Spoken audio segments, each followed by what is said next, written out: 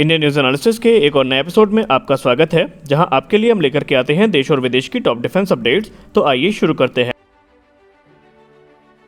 आज की अपने अपडेट की शुरुआत करेंगे लाइट कॉम्बैट हेलीकॉप्टर को लेकर के आई एक अपडेट से। 29 सितंबर को भारतीय थल सेना को जो लाइट कॉम्बैट हेलीकॉप्टर है वो ऑफिशियली डिलीवर कर दिया गया है और अब माना जा रहा है कि हिंदुस्तान एरोनॉटिक्स लिमिटेड का जो पूरा ध्यान है वो एक बड़े ऑर्डर पर है। आपको हम पहले बताना चाहेंगे कि आर्मी एविएशन कॉर्प्स के द्वारा जो LCH की पहली स्क्वाड्रन है उसको ऑलरेडी रेज कर दिया गया है और इंडियन एयरफोर्स आने वाले 3 अक्टूबर को अपनी पहली स्क्वाड्रन को रेज करेगी। टोटल 15 लिमिटेड सीरीज प्रोडक्शन के जो हेलीकॉप्टर्स हैं उनको मंजूरी दी गई है भारत सरकार के द्वारा। इनमें से 10 हेलीकॉप्टर इंडियन एयरफोर्स को दिए जा रहे हैं और 5 हेलीकॉप्टर्स को इंडियन आर्मी के द्वारा ऑपरेट किया जाएगा और आने वाले भविष्य में बहुत जल्दी HAL को ये उम्मीद है कि उन्हें तकरीबन 160 हेलीकॉप्टर्स का जो ऑर्डर है वो भारत सरकार के द्वारा मिलेगा, जो कि इंडियन आर्म फोर्सेस के लिए होने वाला है।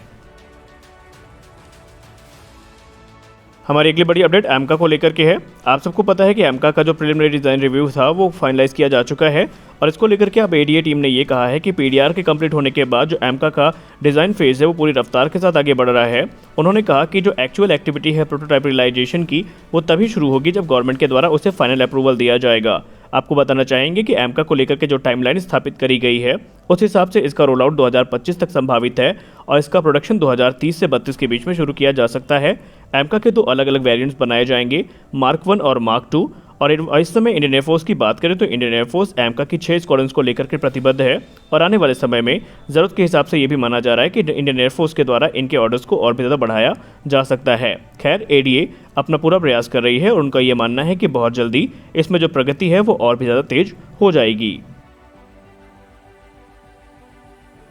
हमारी अगली बड़ी अपडेट लाइट टैंक्स को लेकर के है। जैसा कि हम सबको पता है कि इंडियन आर्मी को चीन को टैकल करने के लिए बड़ी संख्या में जो लाइट टैंक्स हैं उनकी रिक्वायरमेंट है और इसके आधार पर पहले इंडियन आर्मी ने यह फैसला किया था कि वो विदेश से टैंक खरीदेंगे, लेकिन बाद में इसकी जिम्मेदारी लार्सन एंड टुब्रो के कंधे पर दी गई है और अब फाइनल अपडेट जो सामने आई है उसमें यह कहा जा रहा है कि जो भारत का स्वदेशी लाइटवेट टैंक है ये अगले वर्ष तक प्रोडक्शन में आने के लिए तैयार हो जाएगा और इसे बेसिकली हाई एल्टीट्यूड एरियाज को ध्यान में रख करके बनाया गया है और इसमें एक पावरफुल 1000 हॉर्स पावर का इंजन भी इस्तेमाल किया गया है और ये टैंक अलग अलग प्रकार के जो एमिनिशंस हैं उनको फायर करने में कैपेबल है। इंडियन आर्मी को तकरीबन 350 की संख्या में इस प्रकार के लाइट टैंक्स की ज़रूरत है जिनका वजन 25 टन से ज़्यादा नहीं होना चाहिए और वो आर्टिफिशियल इंटेलिजेंस समेत दूसरे जो अत्याधुनिक टेक्नोलॉजीज़ हैं उनसे भी इक्विप होने चाहिए और इंडियन आर्मी की जो रिक्वायरमेंट्स हैं अलग अलग टेरेन्स की उनको भी पूरा करने में वो सक्षम होने चाहिए।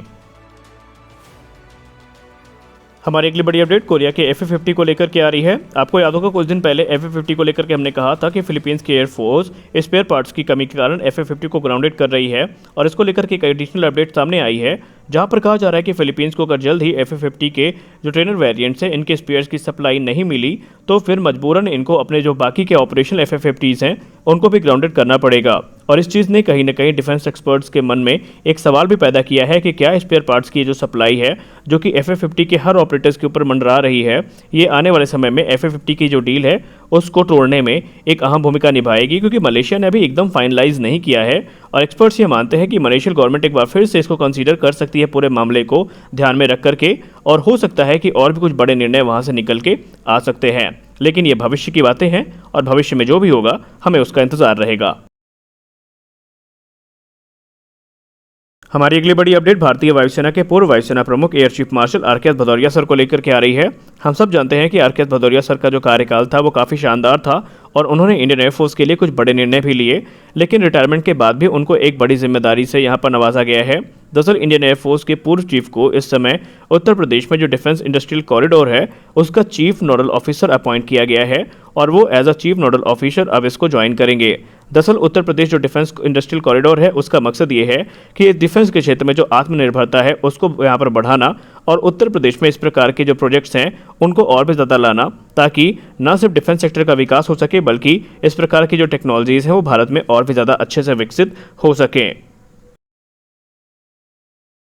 हमारी अगली बड़ी अपडेट इजिप्ट को लेकर के है। आप सबको पता है कि भारत और इजिप्ट के जो डिफेंस रिलेशंस हैं वो इस समय काफ़ी इंप्रूव हो रहे हैं और हाल ही में हमने देखा कि भारत के जो आला अधिकारी हैं और शीर्ष नेता हैं वो इजिप्ट के दौरे पर थे और उन्होंने इजिप्ट के आला अधिकारियों से और नेताओं से बात करी है, लेकिन इस समय इजिप्टियन एयरफोर्स ने भारत से मदद की गुहार लगाई है। आप सबको पता है कि रशिया यूक्रेन युद्ध के चलते जो सप्लाई चेन है मिग और सुखोई 30 MKI के स्पेयर पार्ट्स की वो पूरी तरीके से बाधित हो चुकी है और इसका बहुत सारे एयर फोर्सेस पे प्रभाव पड़ रहा है। और इसी से इजिप्टियन एयरफोर्स भी जूझ रही है। इजिप्टियन एयरफोर्स जो कि मिग 29M और M2 को ऑपरेट करती है, उन्होंने भारत से कहा है कि भारत इजिप्ट की मदद करे और जो